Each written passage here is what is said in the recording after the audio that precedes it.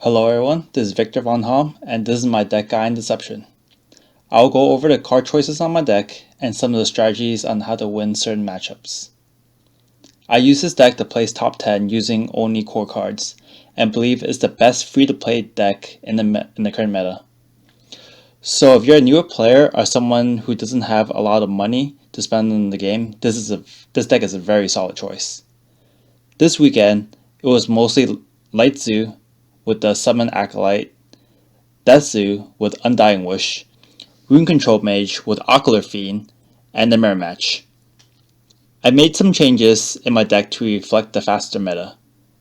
First, I'll go over the Deception cards. We have 2 Switch Duelists. This is one of the best 1-drops in the deck. It will most likely trade up and is super annoying to get rid of, and can sometimes swing for 6 damage and reverse to 6 health. You want this against Mage to set an early clock, and it's very hard for them to remove. Next, we have 1 copy of the Shiv, which is really great for Undying Wish decks. It could also do the last ping of damage to finish off some creatures. It can also go face against some Mage decks. We have 2 copies of Umbra Arrow, which is absolutely broken. It mostly goes for 2 for 1, or even a 4 for 1 if you steal their Viking Blood Guards. We have 2 copies of Hunting Trap, which is amazing removal, especially when combined with Memory Charm. Great against all decks. We have 2 copies of Cutthroat Insight, one of the best cards in the deck against Mage and Control. Removing the win condition, which they have very few of, and using against them. We have 1 copy of Slip Blade. Deception does not have many copies of spot removal, and this is much needed to deal with some of the bigger threats, such as Ocular Fiend after Mage have wiped your board. We have 2 copies of Rapture Dance. This card is so insane against Zoo decks. It'll wipe away the whole entire board, basically winning you the game. Next, we'll go over the neutral cards. We have 2 copies of Torchbearer. This is a great 1-drop that you can buff up to 3 power, and will most likely 2 for 1. We have 1 copy of Mana Shard Mage. It's a very decent 1-drop, and drawing the powered up versions are really good mid and late game, and this could easily win you games. We have 1 copy of Wicked Fae, which could ping and will give you 2 bodies that you could use with Shiv or Memory Charm for extra value. We have 2 copies of Skeleton Heavy and Cavalry, which are very good drops for the mana cost, and even better Memory Charm. You can always trade up with these, and are basically 2 for 1s.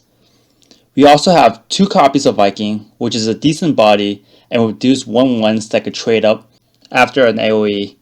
Next, we have the Veteran Archers and Marines, which are much needed pings to finish off some Zoo decks. They provide you a decent body with the damage, and could swing Temple in your favor. We have 2 copies of Ogres, which are very decent sized bodies. It has 5 health, which is very important as it will kill Void Banshees but also stay alive. This is also a decent threat against Mage decks. We have 2 copies of Blade Masters, which is an amazing card. It's a 5/5, which is decently sized, could trade with most cards, and it will also replace itself drawing a card. It has Ward, which really helps against removal. You may ask, where are the double dealers? When the meta is more control heavy, I like the double dealers, which is basically a 5 for 1 card. But I switched them out for the Archers and Marine for the Zoo meta, as the double dealers felt like dead cards most of the time this week, being a 7 cost. You either get rushed out with them in your hand, or when you play them late game, you basically already won. Now I'll go over the matchups. Against Zoo decks, you really want to mulligan into a Shiv, Umbra Arrow, Torchbearer, Skeleton Heavy, or the Viking Bloodguard, and you would then want to draw into Rapture Dances, as this will just basically finish them off. Don't forget that you use Memory Charm to lock down a creature with Undying Wish late game. Also against Undying Wish decks, you have Shiv that can kill off the 2/1s. Against Mage decks, Cutthroat Insight is the most important card in your deck, and I will absolutely mulligan until I can find it.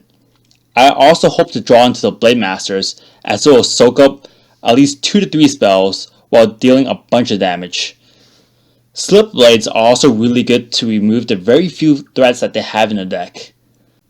Against the mirror, I would really like Umber Arrow, as it makes favorable trades and will put the tempo directly in your favor. I also love Cutthroat Insight, as I could steal the double dealers if it's the control version, or I could take the best threat in their hand. Remember, if you see a Cutthroat Insight in their hand, you most likely need to take it, as they'll use it the next turn if you don't, to get back the card that you stole from them. I hope you enjoyed this video and learned a lot. If you have any questions, please reach out to me on Discord at Victor Von Hom, and I'll be happy to help.